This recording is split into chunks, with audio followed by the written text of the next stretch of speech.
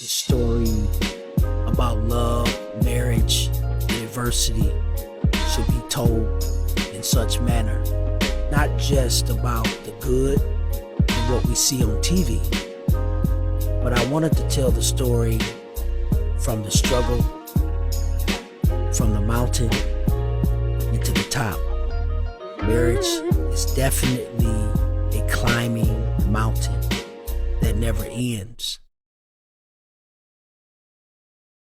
The first question I have is for my leaders, my pastor, Pastor James Boyd, not Bishop Boyd, would be, do you still think marriage is important in today's world? I think it's probably one of the most important things that's necessary, especially in the world that we live in today where they're trying to redefine what marriage really is. We have to get to the place where we understand that our marriages affect not just the church, but the world. I agree with what he said as well. And I think marriage is also important, or just to piggyback off of what he said, because it defines family. Awesome.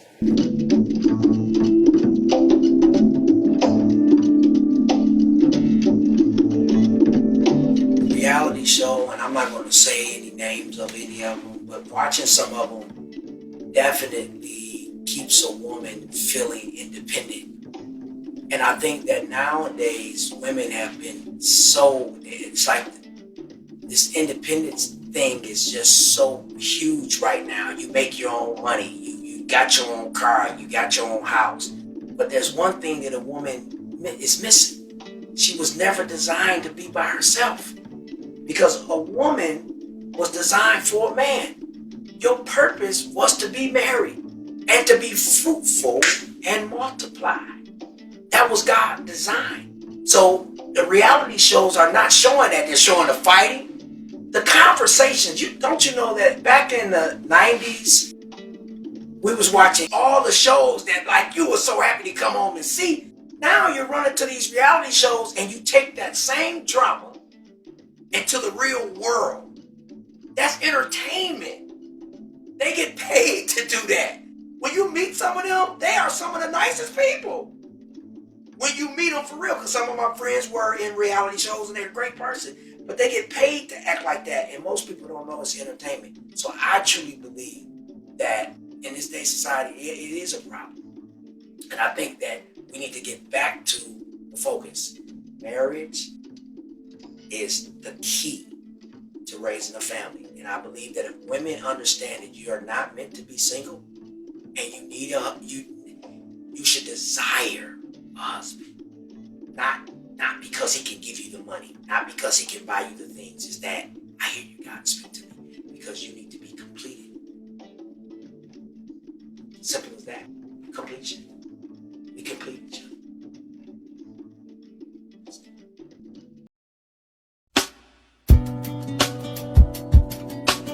Wow. Well, again, one thing, when I used to teach fatherhood, I used to ask this question. I said, what's the one thing that you can't tell a man? And without fail, it would take about maybe 5-10 seconds. A group of 20 people. That you're not a man. I said, thank you. You know what I mean? I wouldn't even have to say it. They would say it, because this one thing. A man is a man. Church has come across as weak. Church has come across as foolish. Church has come across as a lot of things, because the devil's doing the job.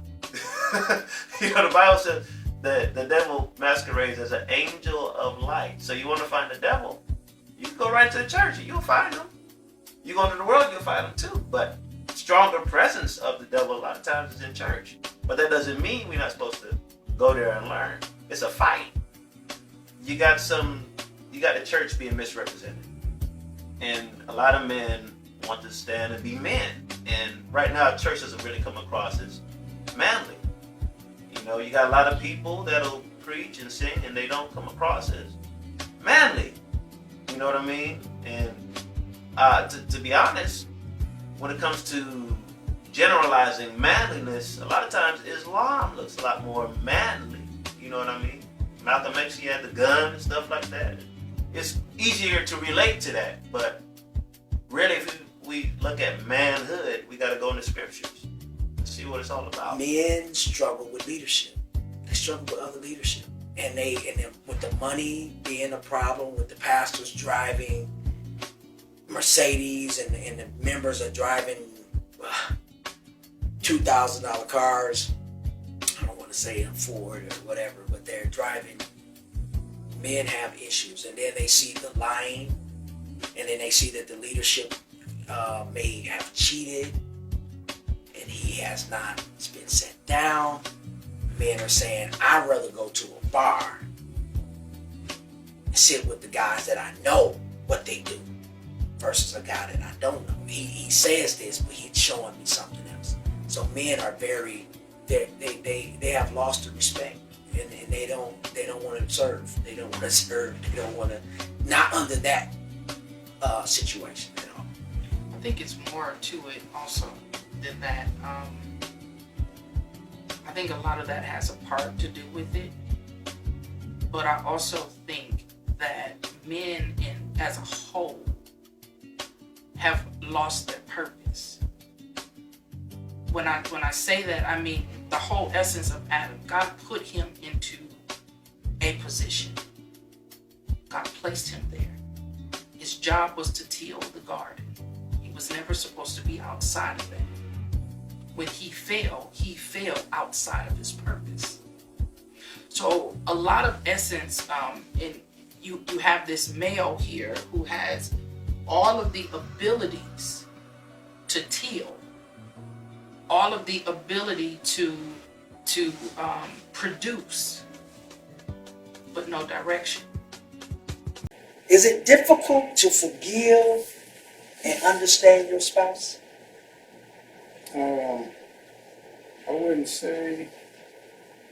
It's funny how normally I don't have a problem with forgiving, but when it comes to my spouse, if I feel like it's something that I'm really mad about and she doesn't understand, it kind of frustrates me. And I know at first I didn't do a good job of communicating how I felt about some of the things that she did, not in a way that she would understand and listen to me, because I used to come off more as just barking at her or yelling at her, and I know she doesn't receive it that way. I have to be aware of the way I talk to her, my tone, and the right timing, because me, if it's a problem or an issue, I want to get to it right away. I'm trying to get it nip in the bud and move on with the day, but my spouse isn't that way, so I have to be understanding and aware of that. Looking at where marriage is now versus when you and your husband started, what would you do different?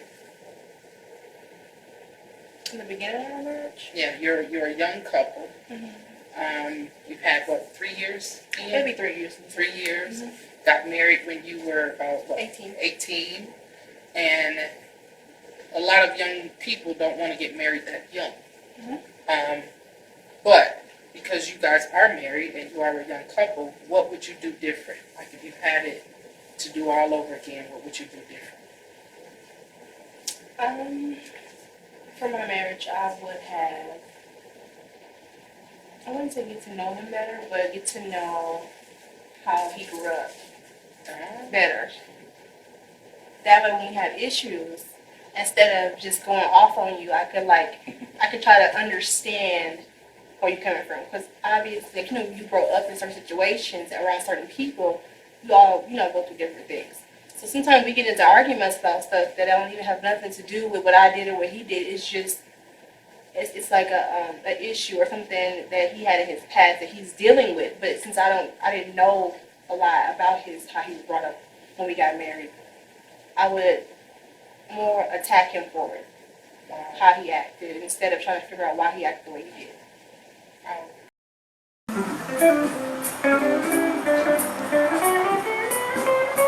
How would you define love now? How does it compare with what you had previously in your marriage, in the past? Like, what would you do differently now? What I would do different now, I would probably be more understanding. And I would probably try to learn more of his background, his upbringing, meaning that how he was raised. So that way, he do certain things or say certain things, I probably wouldn't get affected so easily quickly by it. We have to communicate first. We have to communicate. We got to communicate on the bills. We got to communicate on the children. If we're going to have children, we got to communicate how we're going to deal with our work schedules. Because I see a lot of marriages struggle with that initial communication. We was talking to a couple and they were saying that from 10 to 20 years of marriage, the biggest issues once the kids left was they had to learn each other over again, and they realized that they never really had true communication. So he felt like he was dating this woman all over again. Miss Sunday. Yes. Miss Sunday. My question for you is, what was some of your biggest accomplishments? But I also want to know, what were some of your biggest fears? Well, one of my biggest fear was to be able to trust a man, allow myself to be with a man. Um,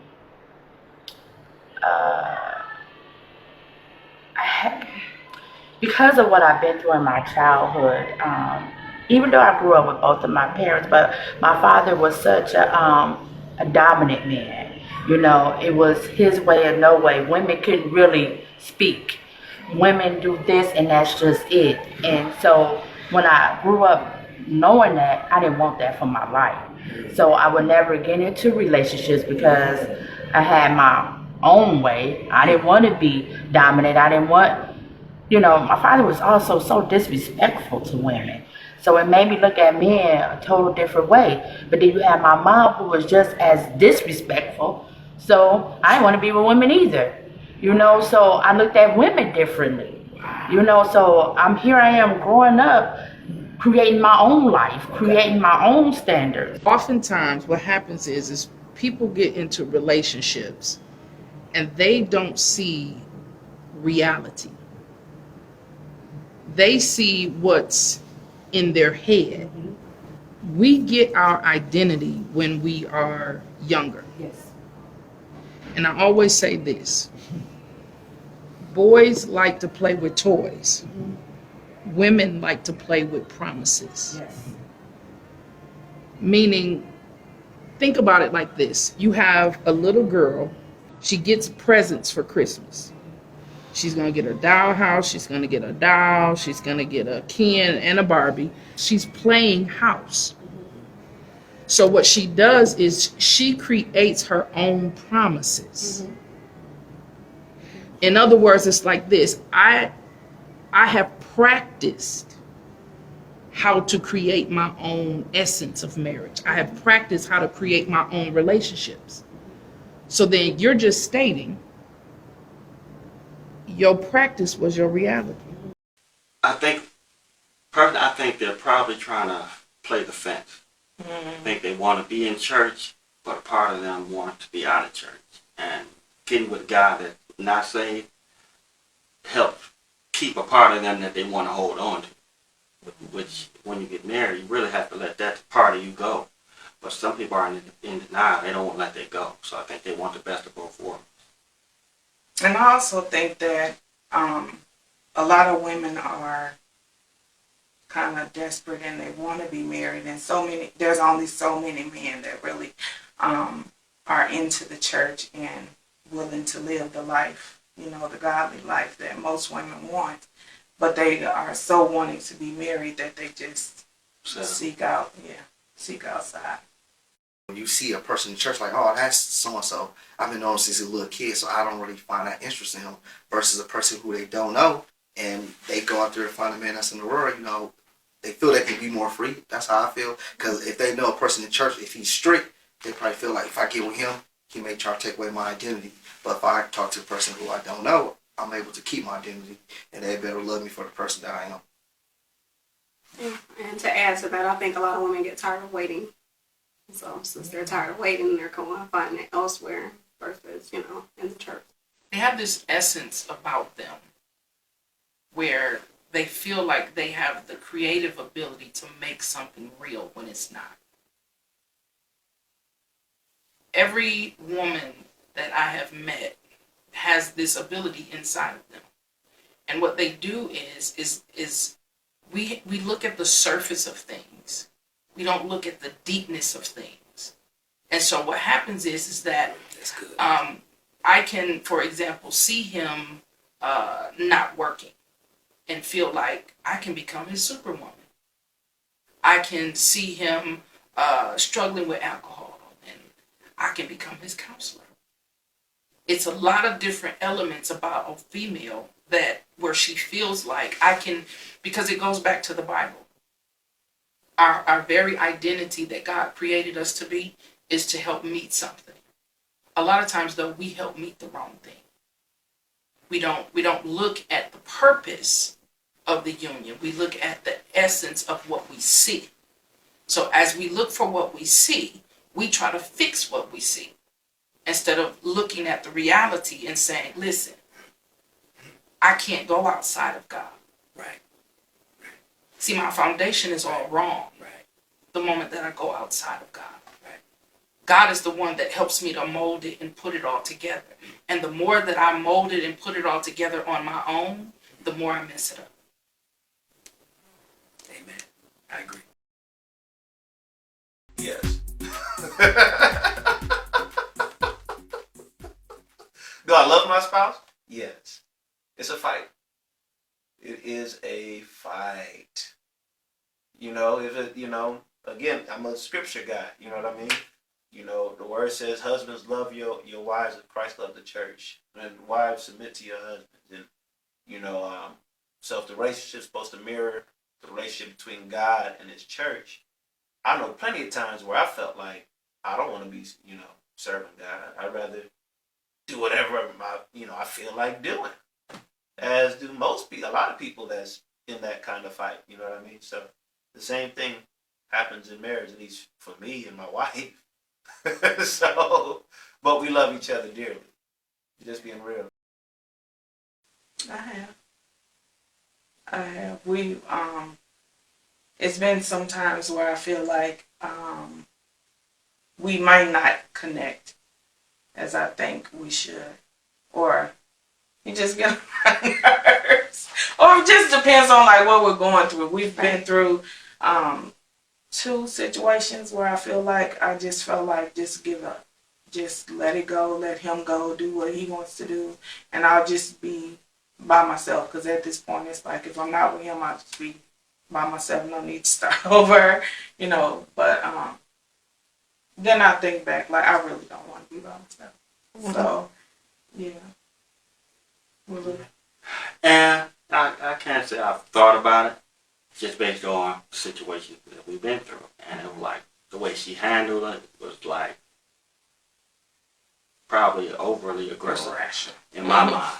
So, me being the person that I am, I'm like, well, it might be better just to walk away from it and just move on. So, yeah. Just funny. I'll say, just talking to heat of the moment one time, I was just upset. I didn't really say it to her. Because I'm like, man, I'm getting up out of here. I ain't got to deal with this.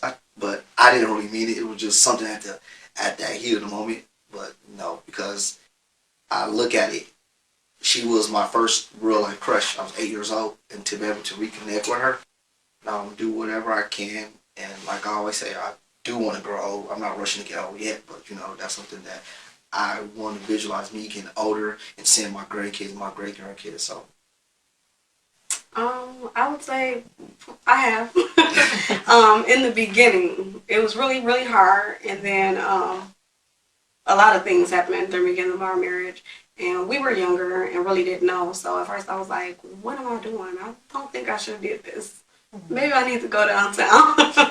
But maybe we didn't go downtown. But as being younger and not really understanding, and then when you're starting out, not really having people to talk to really without wondering if they're going to go back and tell others. So without really having like an outlet it crossed my mind a few times. People think about cheating as a way out. They think about cheating as a whole lot of different reasons. A whole lot of different reasons. I think about cheating, or I do cheat because I want to keep part of my identity. You know, I'm getting so much into this person that I'm losing myself. So a lot of people cheat because they want to keep an essence of them, because they're afraid of that little boy or that little girl dying out. And this is an image, or this is a thing that they've created within themselves. And in the essence of that, you know, the cheating is what helps this identity to stay present. For our situation, unforgiveness causes cheating. You know, he had done some things, and I felt that it was the ultimate thing you can do to me, is disrespect me. And the disrespect was things, and it wasn't that he was cheating or anything. It was just certain things that he was doing I felt was disrespectful. And I felt these are the things, because why? My mother raised me to be this proud woman, and I'm not going to let no man do this, and I'm not going to let no man do that. But all of that was the essence of a part of an identity that I had created that I refuse to give up. Because people don't understand that in order to really make marriage work, you both have to die. You are both seeds. You are both planted into a what we call a family, a ground of family. And it's not until both of these seeds die and be rebirthed again. And the essence of what people do is we don't want to lose every part of us. So I go ahead and I create these what we call fantasies. You know, people create them in pornography. People create fantasies in dealing with other people. People create fantasies in, you know, staying on Facebook. You know, there are couples that constantly are trying to, on purpose, make each other jealous, because I need to feel like I'm special. I need to feel like there's some parts of me that somebody desires. You see what I'm saying? All of those things are low self-esteem. They're all kind of essence that has nothing to do with the marriage. But we use these things within the marriage to give ourselves excuses to act out. Yeah, because see, if she doesn't give affirmation, you know, I'm big on that. Affirmation is my love language. If she has weeks and she ain't saying nothing to me, well, I'm already feel like she cheating on me without even being with a man. Because my love language, and I will tell anybody that's getting married, you got to know your love language. And the moment that love language, like her love language is touch. Affection. And affection. If I don't give that, she's going to be mad. She's going to be real mad. Because that's her love language. And affirmation. It's both. Mine is both too. I want to be touched. I want to be held. And I want her to affirm me all the time. She did the other day, she was speaking, and she said, yeah, and I'm so proud of you, honey. And I said, I went like this. Okay, wait a minute, let me get my stance. I'm sorry, I done touched the mic lapel. But let me get my stance. Now go ahead, tell me. You know you the king, yup. Keep talking. You this, you that. And you know, honey, I was just bragging about, keep on. So I'm feeling my hairs rising up on my chest. And then when she was done, and I sat on the chair like a king, and I'm like, yeah, I'm the man. I'm the man. And I felt affirmed. And I love that because I need that. I don't need to. Men will go to the gym. They will go to the club. They will go to restaurants to get affirmation. And unknowingly, they will do it. And when they don't get it, and when they, that's where the cheating come in. Because it's already happening. You're already cheating. You're just not physically, but you're already there. The act is just one step away. You know? And because of the ratio to men and women, 30, 50 women and one man. You know, if I don't want her, how long? If I ask you this question, how long do you think it would take? If I say I don't want her tomorrow, do you think I can have another woman tomorrow? Tomorrow night? With the fact that I'm still married? Yeah. Because a woman say, well, you don't want her no more. Girl, you're available. How am I available? I'm still legally married. Most people think cheating comes about just because I'm not good enough. They think cheating comes about because I'm not pretty enough. Yeah. They think cheating comes about because, a husband, oh, I didn't pay all the bills. I gave her everything she wanted and she still stepped out on me. No, cheating comes from an inner problem. Mm-hmm. People exercise on the outside what's going on in the inside.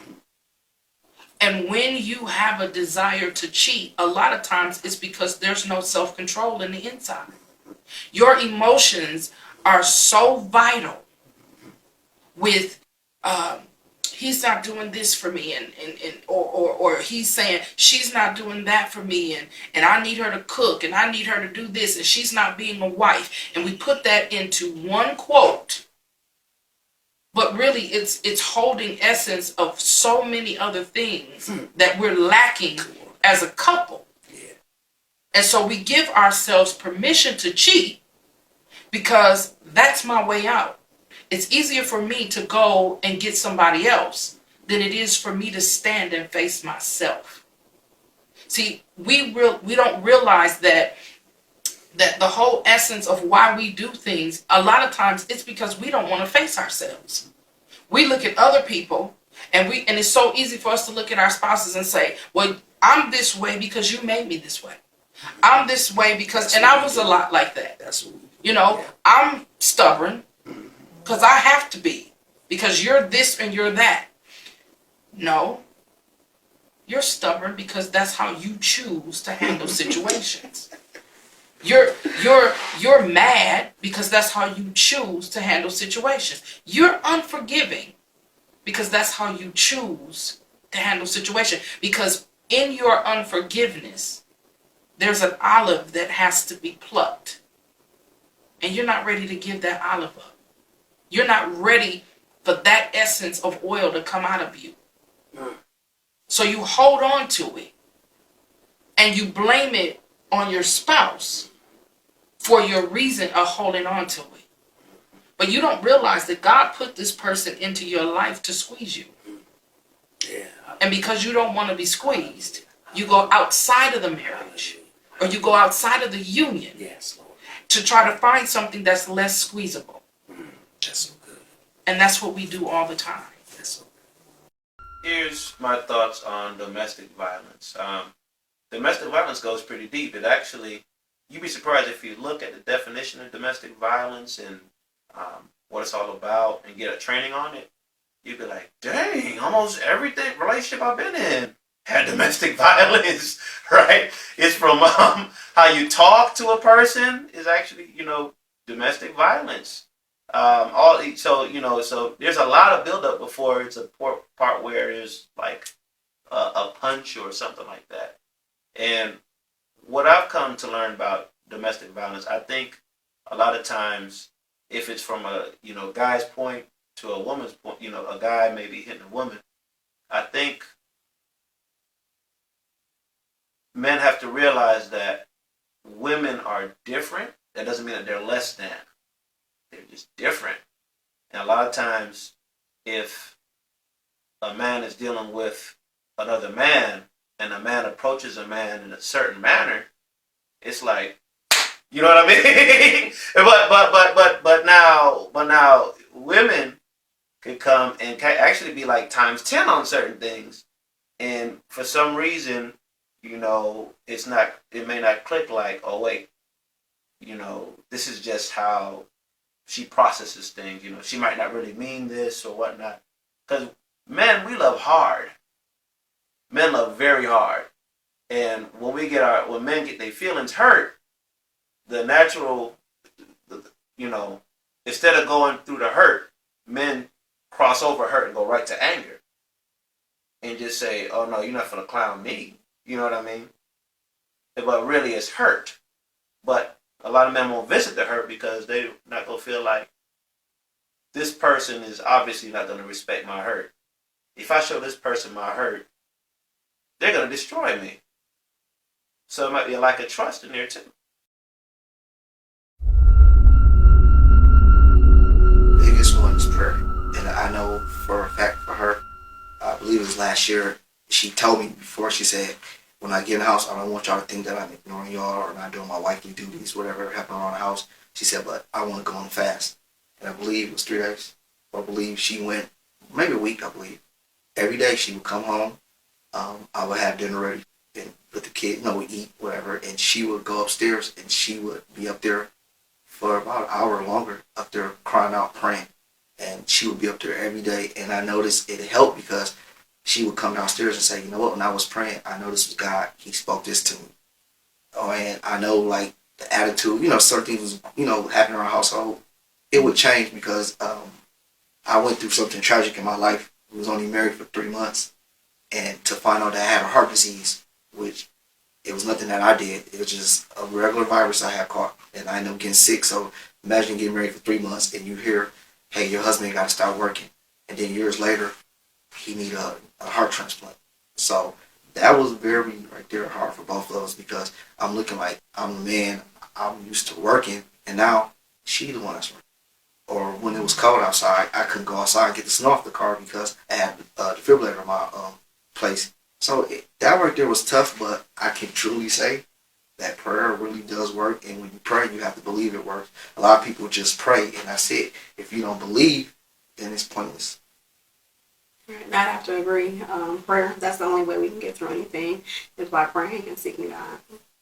Listening to the Bristers, at first I didn't and couldn't even grasp the fact that a homosexual or a full-blown stud could be together.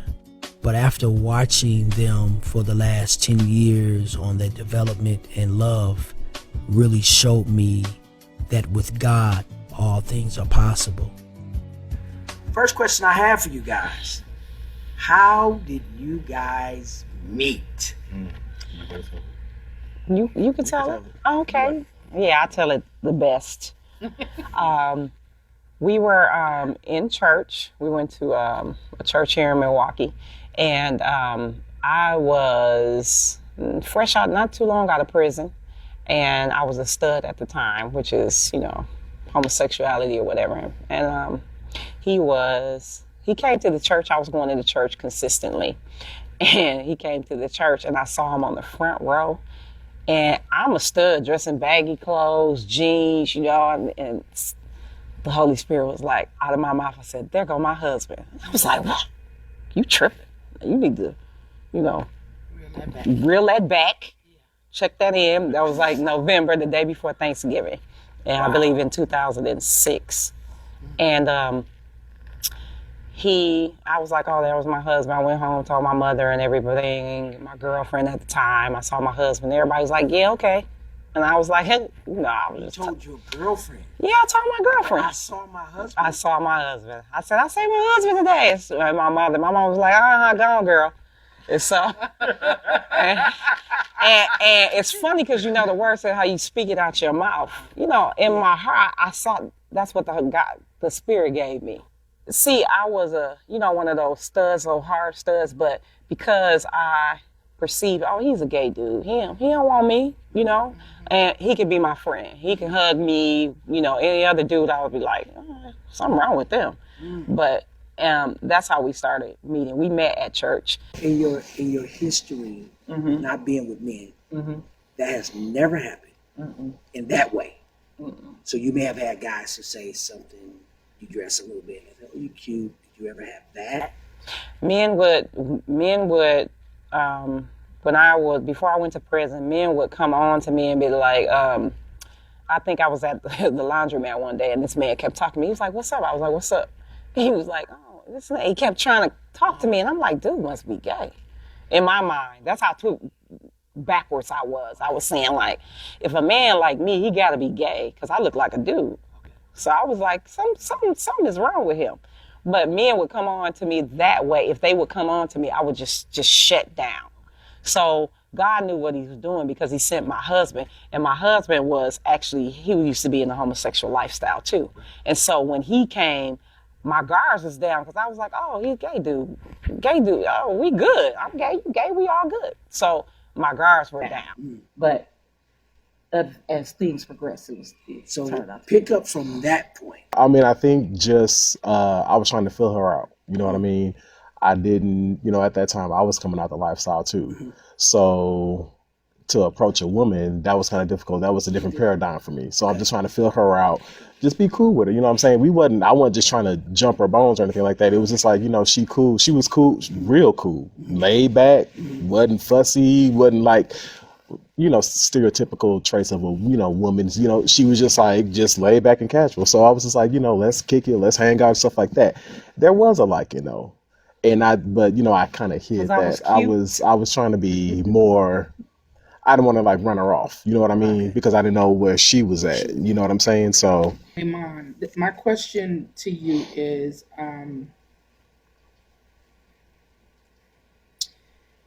have you ever wanted to divorce your wife? And let me tell you why I'm asking you that. Because you were the one that saved us. I don't know if you remember, but you came and got me one day when I was, on the deep end, and I actually grabbed a whole pack of divorce papers, and you never looked at them. You just said, go put it on the altar.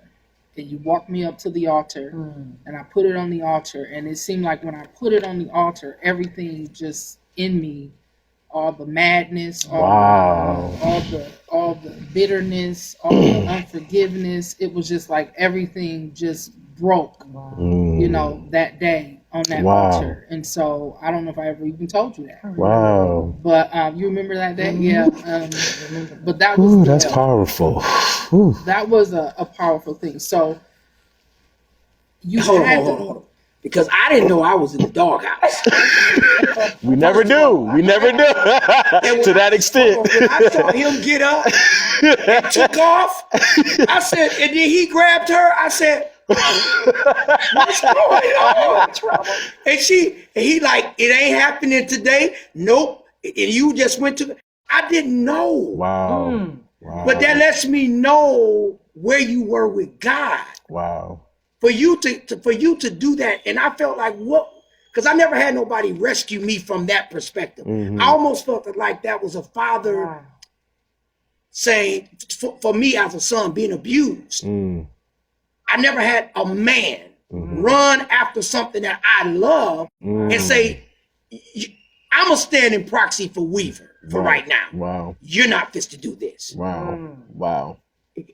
He gonna get it right, but today I'm gonna stand in for his love. Wow.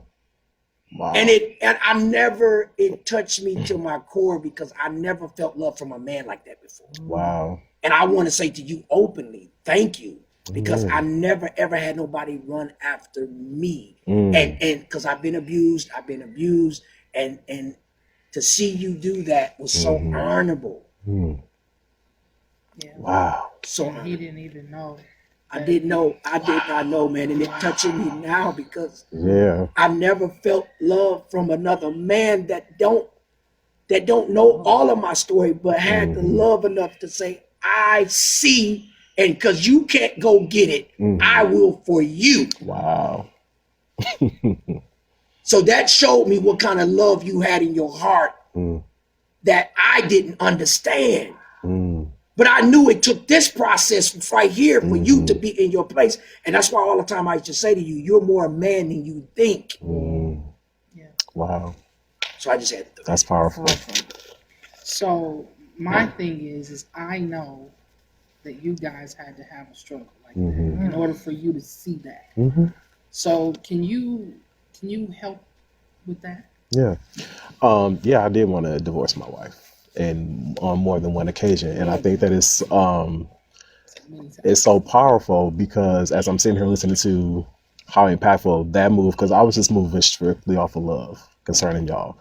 I didn't care about me. I didn't care about what nobody said. I didn't care about nothing. All I was moving on was love. And so to hear that, I wasn't moving on love when I was talking about divorce, divorcing my wife. It was all just emotional. I'm tired. I'm frustrated. This don't fit. This don't that.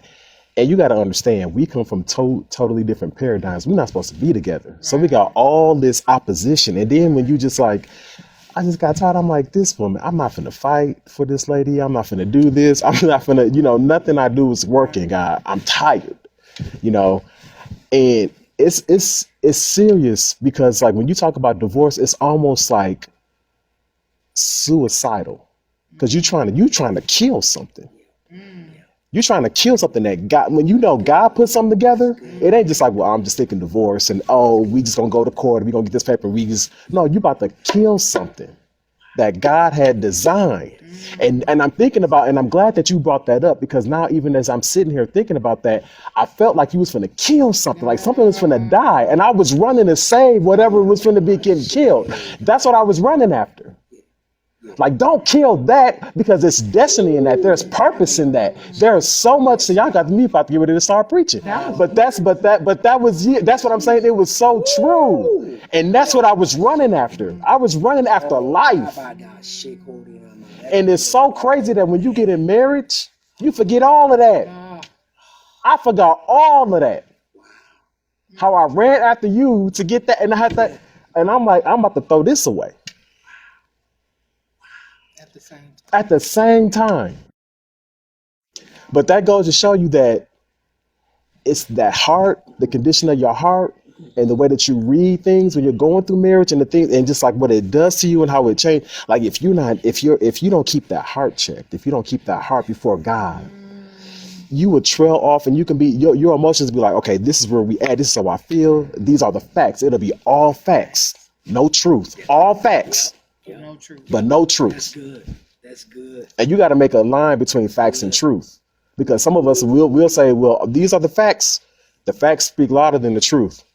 There were many times in my eyes that he didn't meet those standards, but I should have been looking at myself. What am I doing as a wife? Because he's more reactionary. He's a reaction, and I'm a proactive person. He's reactionary. And so we used to bump heads, but I had to, because I used to be a stud, so I'm used to being dominant, and I used to be a this and that, and he used to be in the other way. We had to really somewhat switch places. And when that happened, that switch, because it was years, and when that switch really happened, it was just like, oh, okay, I can lean on him. I can trust him. I needed him. I got to a place where I really, truly, I've always loved him, but we had to go through a whole lot for me to, there are plenty of things I've done wrong to him, plenty of things I've hit him, I've struck out at him, I've, said nasty things to, I hate you, this and that. I've been extremely disrespectful and extremely nasty to him, but he was still there. And when my father died and things happened in my life, no matter what I did to him, he was still there. No matter what the words that came out of my mouth, he was still there. No matter what transpired between us, my husband was still there and saying, I love you. Even though I'm hurting him, sometimes he would be like, I'm wounded, but I want you to know I love you. I'm here for you. And those things made me say, maybe I ought to rethink about this. Yeah, absolutely.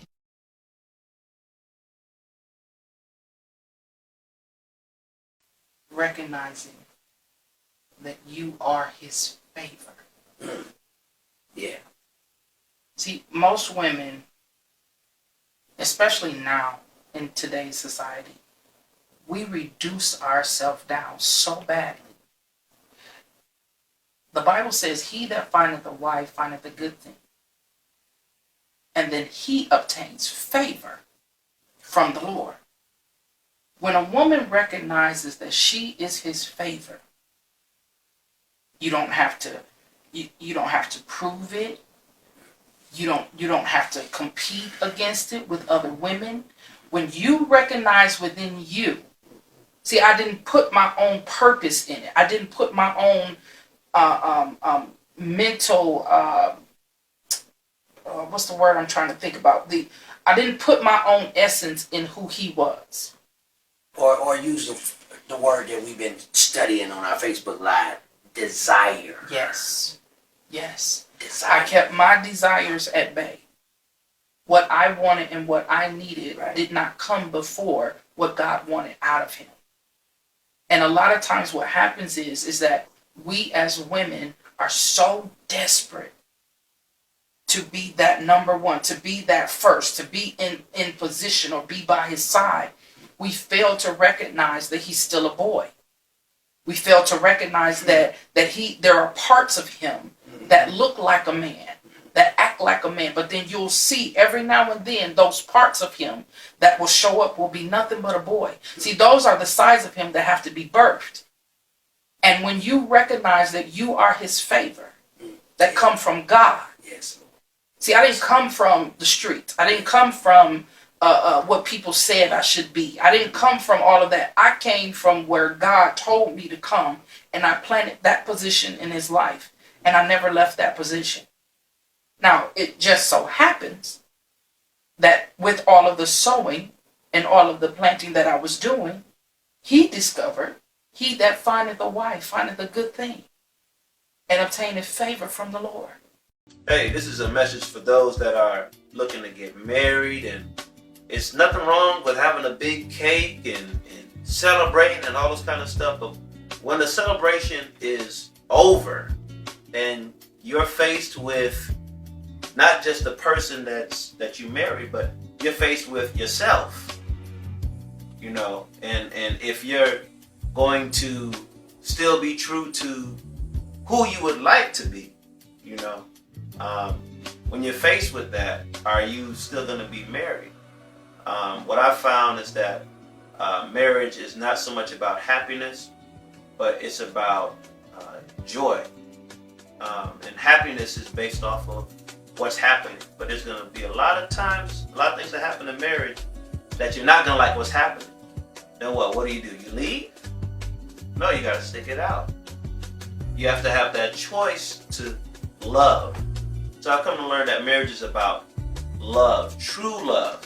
You know, everyone wants to focus on what someone deserves, but can we actually do something for somebody when they don't deserve it in our mind, right? Can we forgive somebody when we feel like they don't deserve to be forgiven? So marriage is, you know, it's a character builder.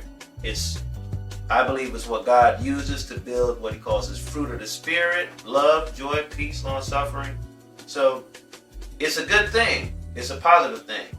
And I encourage anyone that wants to get married to do it, but just know this is a God-centered thing that God created. And without putting them in the mix, I hope you make it, but I don't know if you can without having them in the mix. That's just my 2 cents.